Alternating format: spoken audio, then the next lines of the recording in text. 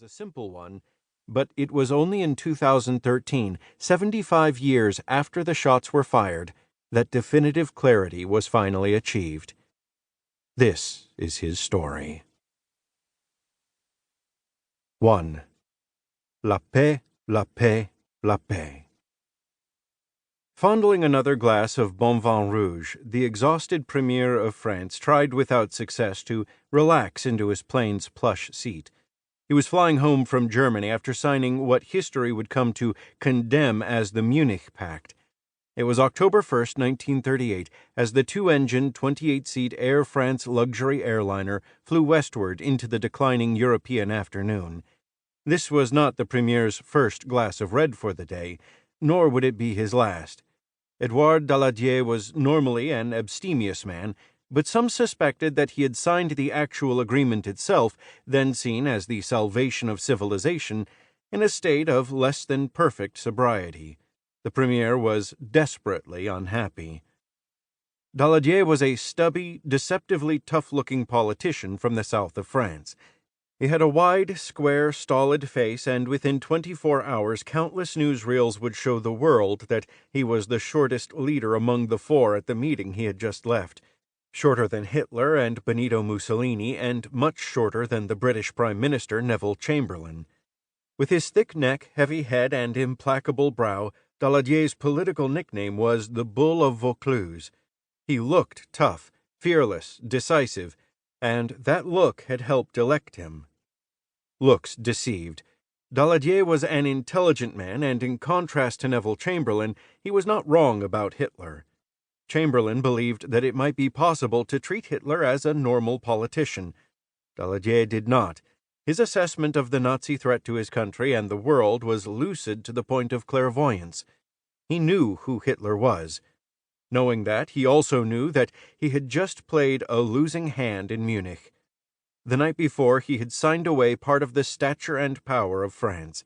He had signed because he was indecisive and doubted that France could face down Hitler with a threat serious enough to frighten the tyrant. He was afraid that a second world war would begin on his watch. "If I'd had 3,000 or 4,000 more aircraft," he later said, "Munich would never have happened." If he had 3,000 or 4,000 more aircraft, France would have responded to Hitler's threat to invade Czechoslovakia with a declaration of war. Either to toast or to drown the illusion of peace, Daladier took another sip. The Premier's 5-hour flight from Munich was nearing its end. The Air France aircraft had been back in French airspace for the last 90 minutes. Daladier knew what was coming. He would step off his plane and walk across the tarmac to the thicket of microphones, newsreel cameras, and clamoring reporters. There he would make some sort of statement. The welcoming committee would include the usual dignitaries, led by the Foreign Minister of France, Georges Bonnet, who would step forward to greet Daladier with unfeigned joy. It was joy because Bonnet was as delighted with the Munich Pact as Daladier was troubled. As the prime appeaser of appeasers, Bonnet was convinced that France would be the sure loser in any confrontation with Germany.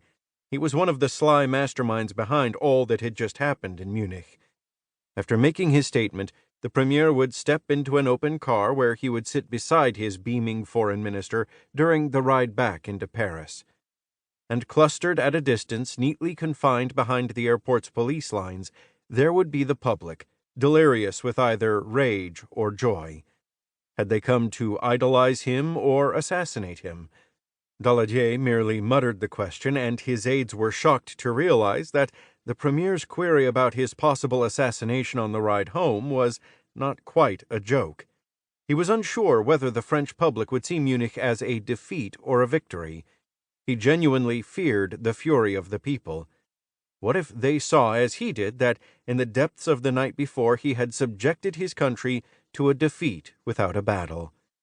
The Premier was as divided and paralyzed as the nation he led, a nation close to civil war over the great choice of the 30s, democracy or dictatorship, power or decadence, daring or defeat, confronting Hitler or doing what the Premier had just done in Munich, saving the illusion of peace with a real surrender.